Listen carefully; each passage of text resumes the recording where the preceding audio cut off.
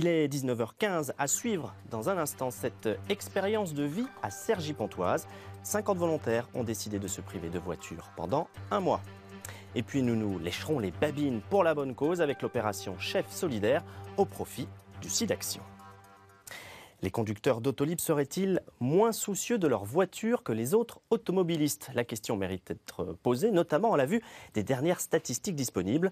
Plusieurs dizaines d'Autolib sont endommagés chaque jour, ce qui, vous allez le voir, donne beaucoup de travail aux mécaniciens chargés de leur maintenance. Carla Carrasquera. Elles sont malmenées, les Autolib à Paris. Entre 50 et 70 véhicules sont dégradés chaque jour. Ce centre de réparation, situé dans le 18e arrondissement, a ouvert ses portes il y a un an. Et depuis, il ne désemplit pas.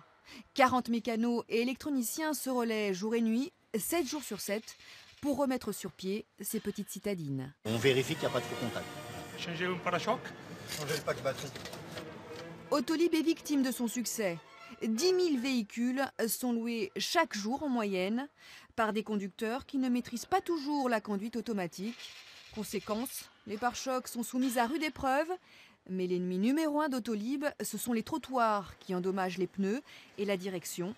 30 000 réparations ont eu lieu en 4 ans. En cas de dégradation, la franchise est de 150 € pour le conducteur, un tarif qui n'est peut-être pas assez dissuasif. Une campagne de sensibilisation devrait bientôt être lancée pour responsabiliser les usagers. Alors abîmer sa voiture, c'est une mésaventure qui ne devrait pas arriver aux personnes que vous allez découvrir dans le reportage qui va suivre. Et pour cause, elles ont délibérément choisi de laisser leur véhicule au garage pendant un mois. 50 volontaires vont ainsi tester de nouvelles façons de se déplacer en échange d'un pass Navigo gratuit ou d'un vélo. Reportage à Cergy-Pontoise, Tania Watine, Stéphane Lechny. Sa voiture n'a pas bougé depuis 10 jours. Ses muscles en revanche sont sollicités matin et soir. Angélique fait partie des 50 Cergy-Pontins qui ont renoncé à leur véhicule pendant un mois. C'est vrai que c'est sympa de découvrir qu'on peut faire autre chose que se déplacer avec sa voiture. Et ce qu'il y a de bien aussi, c'est découvrir l'état des pistes cyclables. Mais quand il pleut, pendant qu'on les emprunte, en fait, ce sont des vraies piscines. C'est une catastrophe, quoi. 8 km aller-retour, Angélique apprend à rouler très prudemment. Après son coup de chaud, elle se change en arrivant au travail, mais l'expérience lui plaît. C'est plus agréable comme mode de transport que la voiture, avec les bouchons, les accidents. Il n'y a pas de stress, il n'y a pas d'énervement. John découvre aussi le plaisir de rouler jusqu'à son école d'ingénieur à Cergy, mais c'est long. 1h10 par jour contre 20 à 30 minutes en voiture. Pas évident d'être à l'heure. Que des fois je suis un peu en retard, mais je commence à m'organiser, à me lever un peu plus tôt, à prendre mon déjeuner plus tôt, comme ça je suis dans les temps et il n'y a aucun souci. Le souci c'est plus pendant quand il y a la pluie, tout ça, c'est un peu embêtant.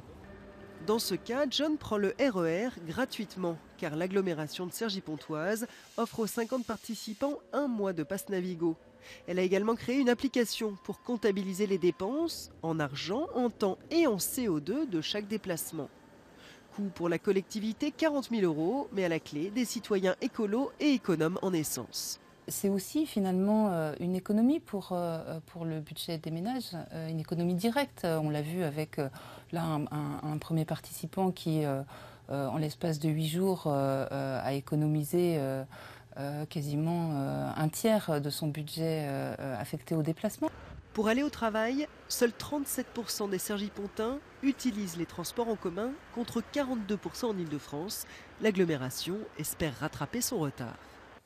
Dans un instant, l'information continue avec le journal de la rédaction nationale. Demain, à cette même place, vous aurez le plaisir de retrouver Jean-Noël Mirande. Passez une très belle soirée. Merci de votre fidélité.